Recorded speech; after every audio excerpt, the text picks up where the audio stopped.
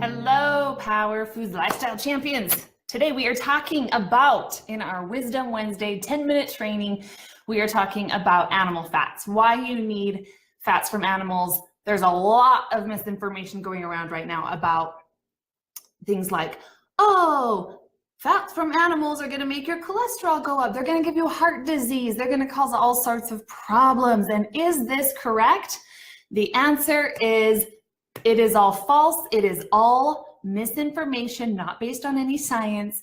And today I want to share with you some quick tips that will hopefully help you think critically about the foods you eat every single day, not to be swayed by any public opinion, and how to really become the master of your own nutrition, because you have to realize this is a marketing world. So today we're talking about this. I'm going to start by reading a part of the book. So again, if you guys have not got the book, go to powerfoodslifestyle.com. I am on page 78, talking about fake butter. Fats that shouldn't have any place in your kitchen or your stomach include fake butters, like I Can't Believe It's Not Butter, Smart Balance, or Betty Crocker, and other spreads. There are many, many more. Anything that has been processed and manufactured in a factory to reach a lower, more appealing caloric and macronutrient number may actually harm your body more than help it. I'm going to refute the fact that I said may actually. I'm going to say it will harm your body, okay? These processed butter-like substances are full of artificial ingredients, artificial colors, and synthetic vitamins that do nothing to boost your immune system. The process by which these spreads are made is called intensification, which has been thought by many food scientists to be more dangerous to your health than trans fats. Let's move on to fake butter's cousin, margarine. This butter-like product is very high in trans fatty acids, contributes to higher cholesterol, and decreases your body's response to insulin. Butter, on the other hand, is rich in the fat-soluble vitamin A, E, and K, and is a healthier source of saturated fats.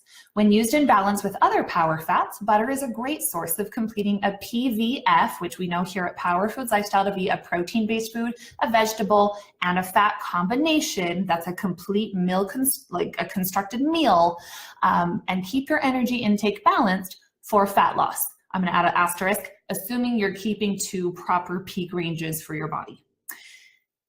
Keep in mind that the strategy of separating your carbs and fats may keep you from eating foods you're used to, like bread and butter.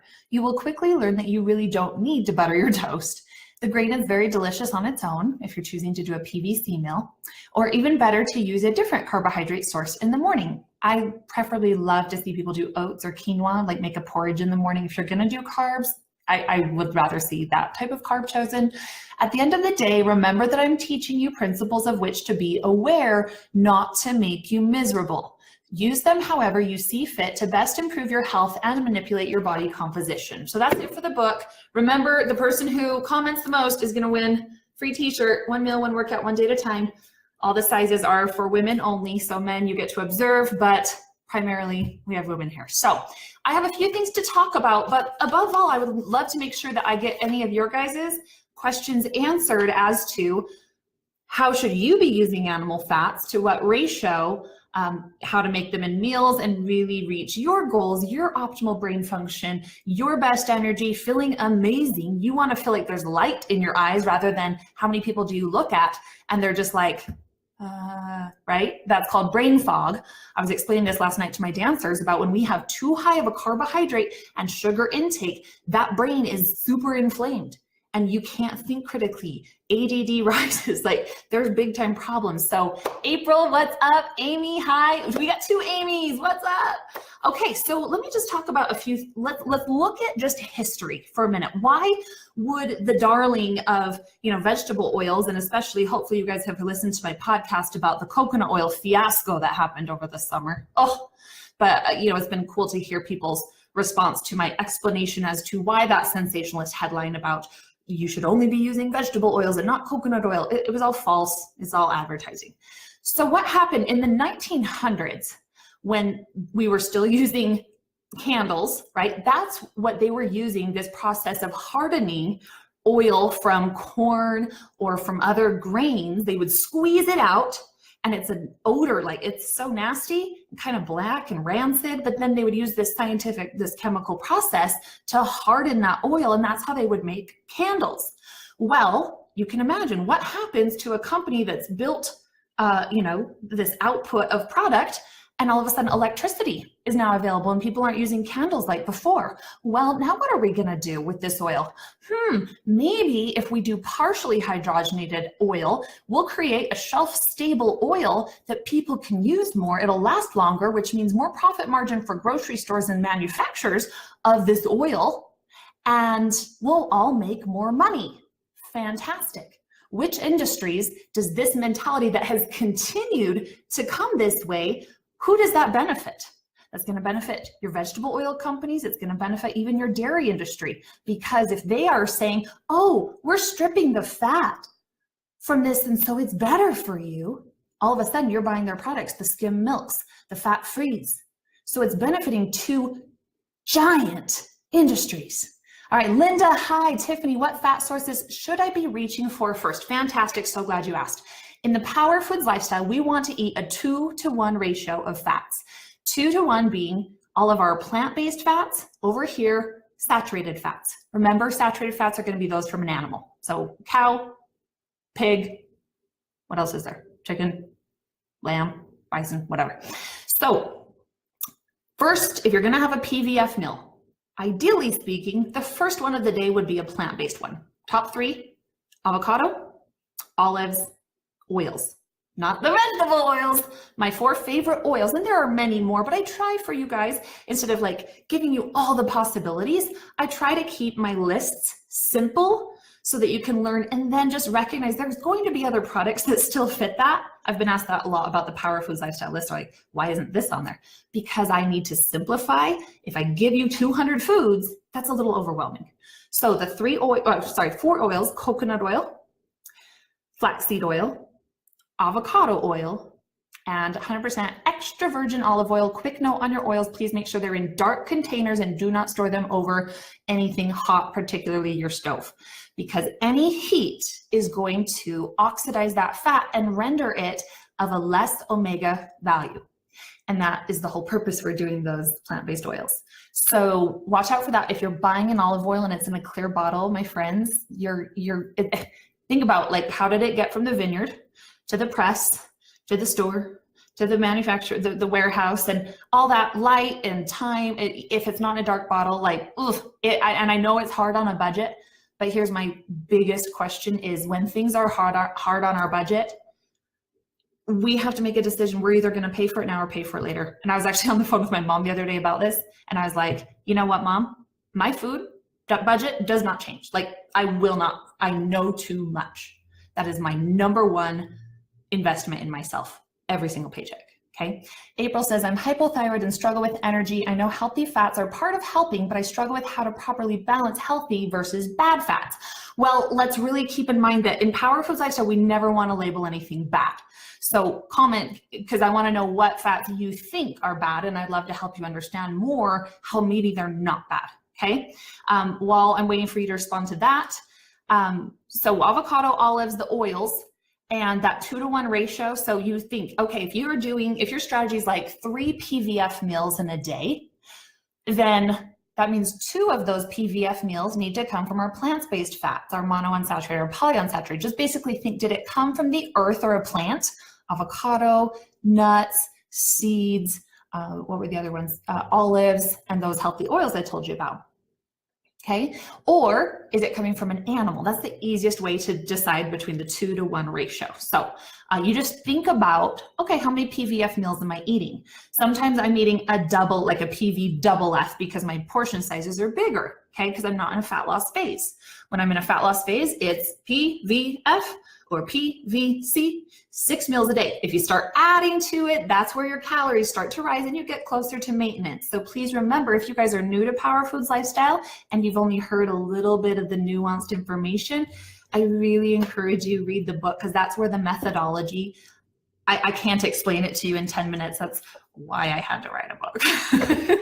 And writing it was painstaking, so please read it. Okay, so let's talk now. Let's see, did you comment? Well, I just meant the saturated is bad. I know we don't call it bad because obviously coconut oil gets a bad rap. Excellent point there, because a lot of these foods are getting a bad rap. And here at Power Foods Lifestyle, I'm trying to help us all change our verbiage around food. And that's the only way to do it. So instead of a bad fat and saturated fats, we just call it an unsaturated fat or a saturated fat, because the dosage makes the poison and the ratio makes the health versus the unhealth. Someone's at my door and unfortunately they're not getting answered right now. Okay. Amy, read the book, people. Oh, you're sweet. Okay. Something else I wanted to help you understand, because I find this very, very interesting. In animal fats, that is a really dominant source of vitamin A and vitamin K. You need vitamin A to properly make some very important hormones, including estrogen, testosterone, progesterone, DHEA, sleep hormones, and the hormones that help regulate your blood sugar, your blood glucose levels. Okay. So if you don't have enough animal fats in your system, you're not properly making those hormones. And that can be a problem on an internal scale of brain function, of autoimmune condition, especially like April mentioned with hypothyroidism. Right now I have a viral video out there helping a lot of people, which has been a really cool thing to just get the messages, and such a blessing to be able to help people know what better foods to eat than others. And the fact is, we have to look to fats as the source. And I'm not going to go into hypothyroidism right now because we're just talking fats, but I want you to think about that, because I know you all have, a vegan or maybe a vegetarian friend, and I'm always, it's difficult because I respect everybody and their opinions, but I have done enough research on the science of this, and I have sat in enough lectures, and I've talked and interviewed to enough people. I'm here as a person that assimilates all of that science to give to you guys in a very digestible manner. And I'm just going to say there will be some problems in hormone production naturally if you're not getting appropriate animal fats in your body. One other thing is that you need vitamin K, which is primarily comes from those animal sources, to help prevent the buildup of calcium in the arteries. Too much buildup of the calcium in the arteries is what hardens it and raises cholesterol, because blood can't pass through those arteries. There's like a thickness in the wall that raises blood pressure, it puts you at risk for heart disease, the #1 killer in America. So the thing about animal fats is they are stable, meaning when you eat them, where was I going with that thought? I don't know. That happens to me sometimes. Sometimes that means I don't need to go off on it. Anyway, if they're stable, you're not oxidizing anything going on, okay? You really don't want oxidation to happen in your body, whether it's with a mineral, whether it's with cholesterol. So there we go. All right, back to comments. Annie, hi. Caitlin, I usually don't consider animal fats as my fats. I consider them my protein. Is that wrong? Depends on the protein source. So let's look at a very lean piece of chicken breast. You've trimmed off all the fat. In that case, that's just a protein source. If you're talking ground beef, which if you're going to eat beef or turkey, honestly, for the most part, I'd recommend you eat the fattier kind these days, okay? And it may be different than what I've recommended before, but as of current day, it trumps anything I've said in the past. I would encourage you to do a full 85% beef with all of your greens and maybe just a little bit of like avocado oil, and that would be your saturated PVF meal, okay? So shrimp, those are a lean protein. Basically, you just want to look at the fat content in the portion you're eating and ask yourself, is this close to a peak range of 8 to 12 grams of fat? If it's close, then I would say a 6 is getting close. If it's like a 4 or 5, some of those I'm like, negligible, don't stress it. Roast beef, for instance, roast beef and ham, sometimes I'm like, few extra fat grams, negligible. I'm not going to micromanage it to that level unless we're really on a specific goal and we are going to do everything perfectly. So hopefully, that answers your question, Caitlin. Oh, well, meat. Yeah. Okay. Hopefully that answered that. Let me know if not.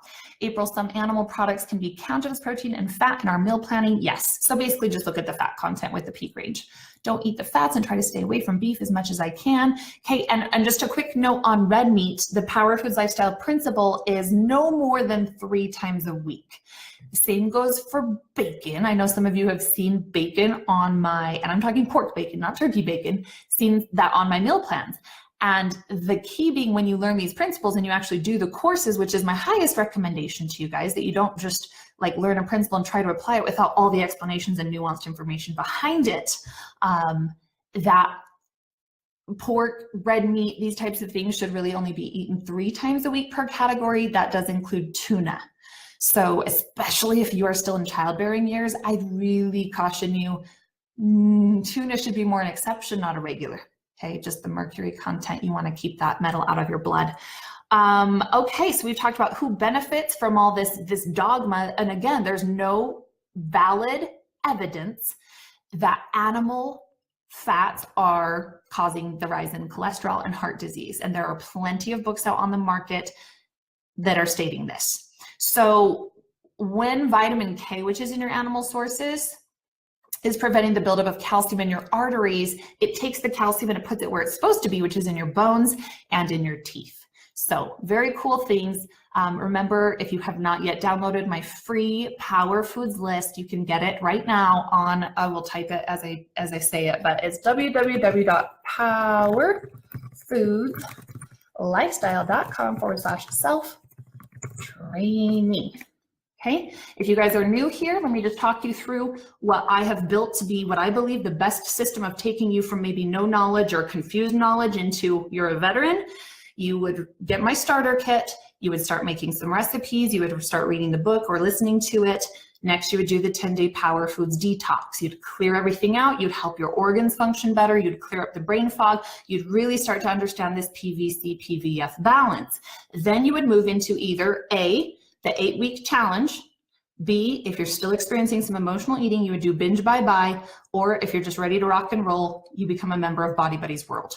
Body Buddies World is where you log in every single week, and there's a new meal plan for you, 3 new recipes every single week. There's a new training plan every month, tips, and the best part, honestly, is the private Facebook group where you can ask me any question. On the outside, unless people are in a paid course, I unfortunately don't have enough of me to go around to answer all those questions, but when you get inside one of my courses or programs, that's where I can really help you get to that next level. So would love to see you guys in there. I hope that this Wisdom Wednesday has been helpful. Above all, I want you to take the information, use it to empower yourself, be your best self, then share it with somebody else and share it. And that's, guys, we got to fight back in this world. You know what I mean? Like if we are not fighting back, just look around at the statistics. And I don't want to see you guys be one of them. I'm doing everything possible to make this as simple as possible. But the fact is, this is very complex. Nutrition and the mindset behind it is complex.